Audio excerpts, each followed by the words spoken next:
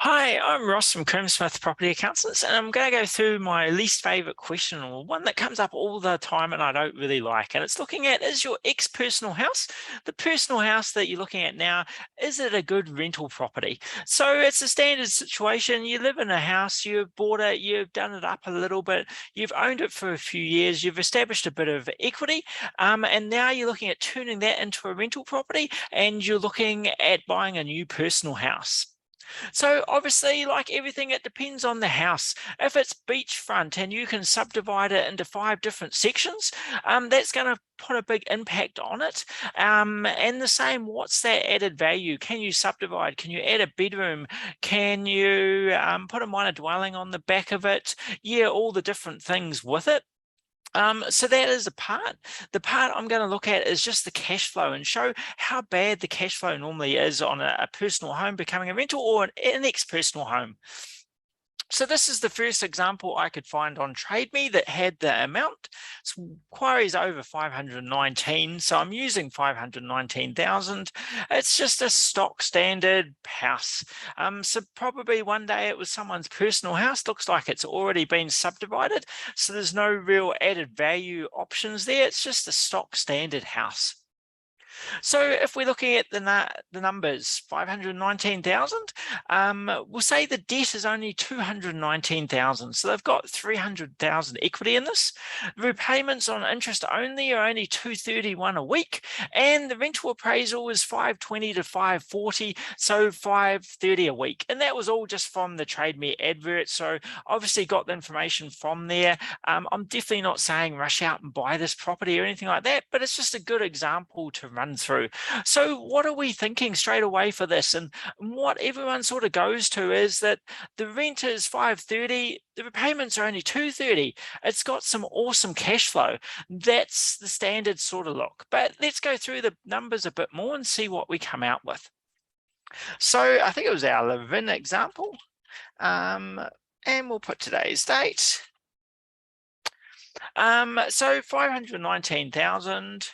Normally you'd have some costs to buy and some contribution or something, but you already own this property. It's your personal house.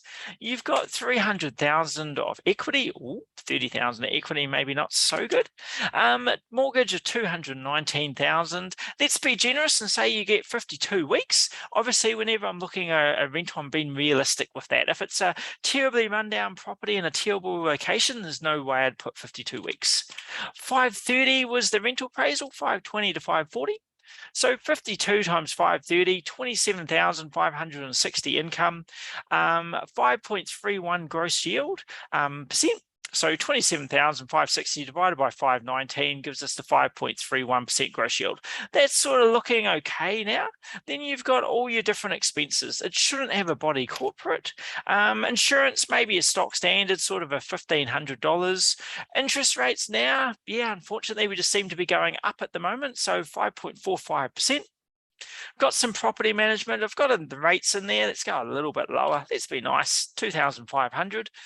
Repairs, it's an older property. It needs painting long term. You realistically at least 3,000 a year.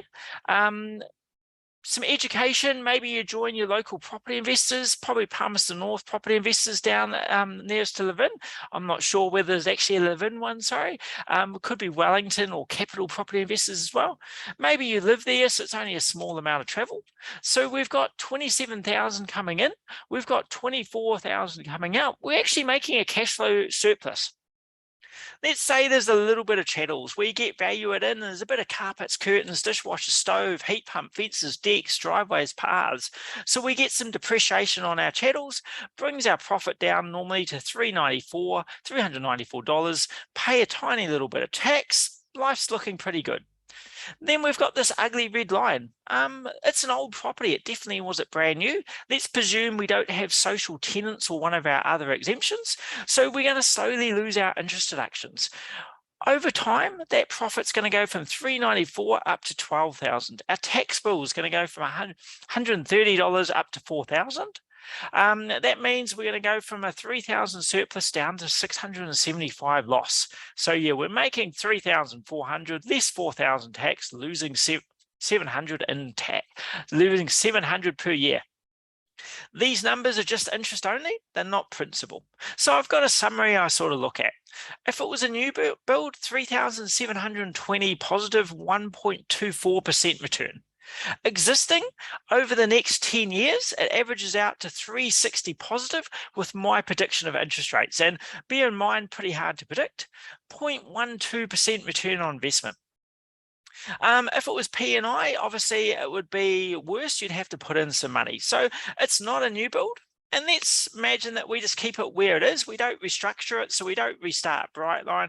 We don't lose our interest deductions. It just stays in the same entity it used to be. We're looking at, losing $360 per year on average, interest only, after paying tax and everything else. So a lot of people are going, well, it's actually not too bad. We've got a rental property and it's not losing money. But what's the big thing we're missing? We've got our new personal house. So we're going to have to borrow 300,000 extra on our new personal house because we've got an option. We could either sell this existing one, put that 300,000 into our new personal house and have a lot lower mortgage, or keep this as a rental. Then we're going to have to borrow 300,000 extra. So say that's at 5.5%. We're looking at a yearly loss for that of losing about 16,000. So if we just take away all the other things and just look at the one property, effectively, if we add these two together, this property is really costing us 16,000. It's making us a surplus of $360 interest only, but we're going to have to borrow 300,000 extra from somewhere else. Say it's at 5.5% average for the next 10 years. That's going to cost us 16,500. So this property is really actually losing us $16,000 a year. So think back, think what I was saying before. Is your ex-personal house a good rental property when we look just at the cash flow? You've got equity in there. And you end up with debt on your personal house. So your rental's got a lower debt where some's deductible. Your new personal house where there's no deductions got all the debt. That's not good. The cash flow is generally actually terrible because you're lucky if it breaks even. And that's generally because personal houses aren't good rental properties. They're not set up to maximize the rental gains. Then you're having to borrow this extra amount to fund your new personal house. You're having to borrow 300,000 extra. So overall, you're looking at $16,000 loss per year. If we do that per week,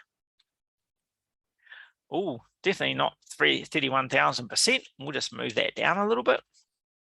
Per week, that would be $310 per week you'd have to put in to prop up effectively this rental property.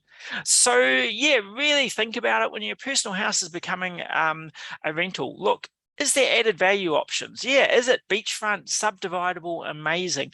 What's your long-term potential with it? That's one part. Then look at the cash flow and factor in that you're going to, in this example, going to have to borrow 300,000 extra on your personal house. So that's a lot of extra interest you're going to pay in that. It actually means the whole rental really is 16,000 negative per year, interest only. It's not even paying principal.